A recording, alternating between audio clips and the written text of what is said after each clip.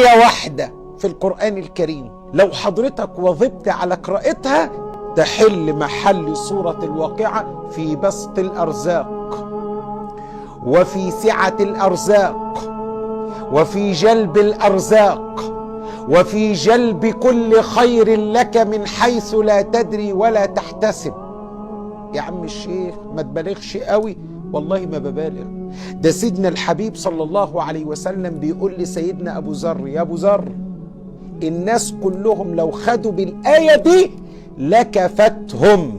يعني ايه لكفتهم؟ يعني في الدنيا والآخرة. يعني في الدنيا تكفيهم كل أمور الدنيا وتكفيهم كل أمور الآخرة.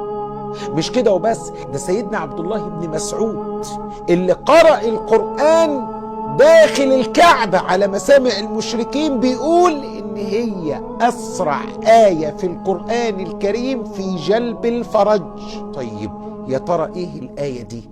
إيه الآية الجميلة اللي أنت شوقتنا ليها قوي دي يا عم الشيخ؟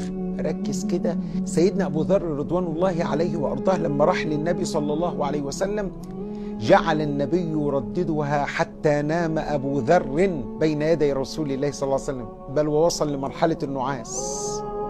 فلما استيقظ النبي صلى الله عليه وسلم بيقول له: يا أبا ذر، لو أن الناس كلهم أخذوا بها لكفتهم، يعني في الدنيا والآخرة. عارف بقى الآية دي إيه بقى؟ علشان أنا طولت عليك قوي وشوقتك بما فيه الكفاية.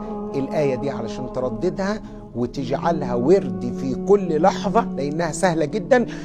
ومن يتق الله يجعل له مخرجا ويرزقه من حيث لا يحتسب ومن يتوكل على الله فهو حسبه إن الله بالغ أمره قد جعل الله لكل شيء قدرا.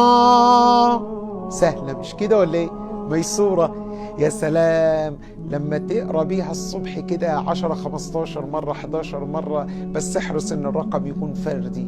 ويا سلام بعد الظهر لما تقراها، ويا سلام بعد العصر. ما هي سهلة جدا اهي. احرصوا على